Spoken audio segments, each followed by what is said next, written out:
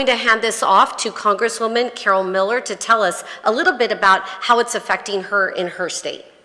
Thank you, Monica. I'm so glad you're a member of Congress. You bring so much experience and knowledge to us.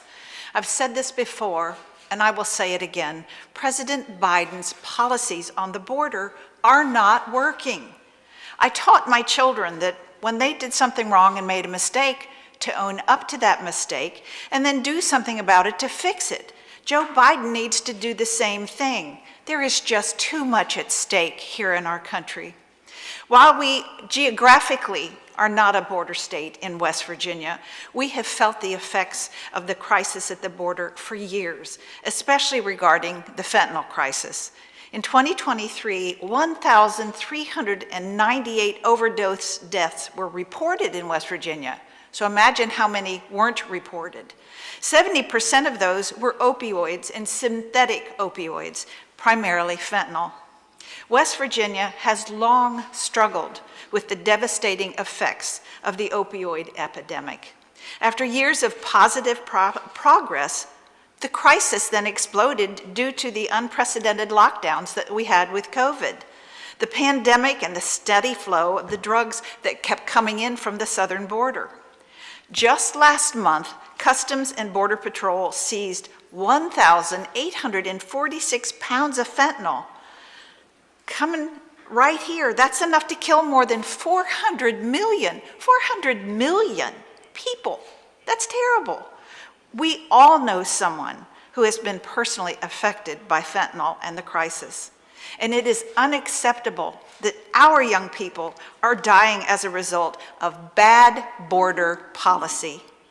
The Biden administration doesn't seem to care how our young people are dying from this border problem. This angers and it quite frankly astounds me. House Republicans passed the Halt Fentanyl Act to stop the flow of fentanyl into our communities and combat the shipment that's coming across the border. The passage of the Halt Fentanyl Act in the House was a great first step. But as with H.R. 2, the bill is being held up in the Senate by the Democrats and the White House. This is unacceptable. Republicans acted when we passed H.R. 2, which increases border security.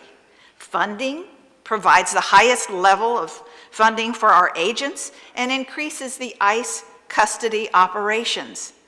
The whole country knows that this is a problem, and the Republicans have brought forward a solution to fix it.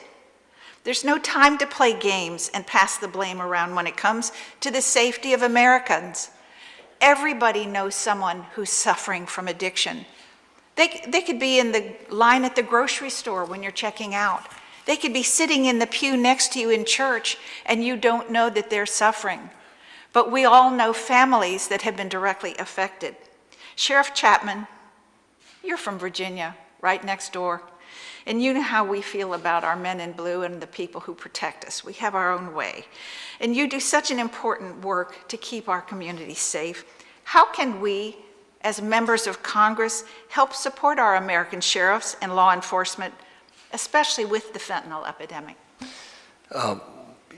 You know, I served, before I became a sheriff, I served 23 years with the Drug Enforcement Administration, and I did do 3 or 4 years in McAllen on the border down there. And I can tell you that what's going on now is just outrageous in comparison to even what it was back then. And I thought it was pretty bad back then as a supervisor on the border.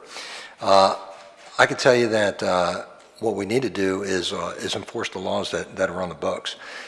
We need to have some help with this, and we need to enforce what's out there.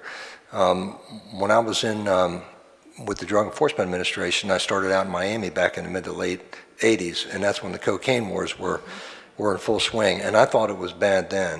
When I look at, last year 107,000 overdose deaths, 100,000 before that, 90,000 before that, the year before that, and I look at what's going on. I've never seen drug trafficking in a way where you're actually killing your customers. And you used to see a lot of violence with drug trafficking because people were trying to get market share. now they're actually killing their customers, and it's a shame because, like as I mentioned before, what we're seeing now is the age brackets are going down. About 7-8 years ago, we saw what was a significant heroin problem. We started to address that. Then it was heroin with fentanyl. Then it was heroin with carfentanil, which was more potent than fentanyl. Then you have, then it went to straight fentanyl. Now it's fentanyl with xylazine. So the drugs keep getting worse and worse. And we need to stop the flow of what's coming on over the border down there. And we need to support our law enforcement. That what concerns me is over the past couple of years, law enforcement hasn't been supported. It's been demonized. And you have over 800,000 law enforcement professionals out there in the United States. You have 18,000 organizations. And you have, in our job, I think it was about 650 million nationally citizen contacts with law enforcement in a given year. And when you think about it, we have certainly a handful of people that don't do their job well, but it's just a handful. I mean, you look at the vast majority of law enforcement personnel out there are doing a great job protecting the citizens that they serve, and we need to be supported with what we do. We need to be able to enforce the law. We need to allow Border Patrol and the folks on the border do their job. We need to stop taxing our sheriffs down there with the extra work that they have to do because they're not getting the support that we need. We need to have people support the men and women in blue or whatever uniform that you wear. We're all working in this to try to keep this country safe. And that's what I'm seeing is we need to have a little bit more support than we're getting here. And we're doing everything we can with the resources that we have, but we got to keep on trying. And we need all the help that we can get. When I was down there about 1.5 years, that was the message that I got. And one of the Border Patrol told me the worst day of his life was the day that he pulled a Haitian woman that was pregnant with twins out of the water and she had drowned. And people don't realize the mental health issues. You have these people that are working 60-hour weeks. They're underpaid, they're stressed, they're bringing things from home to help. And so I agree with you.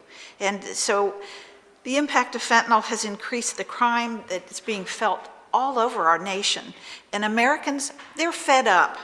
Immigration now beats inflation as the #1 issue, the American voters. And so I'd like to pass this over to my friend, Congresswoman Malliotakis from New York, to discuss how New Yorkers are feeling about the Biden border crisis.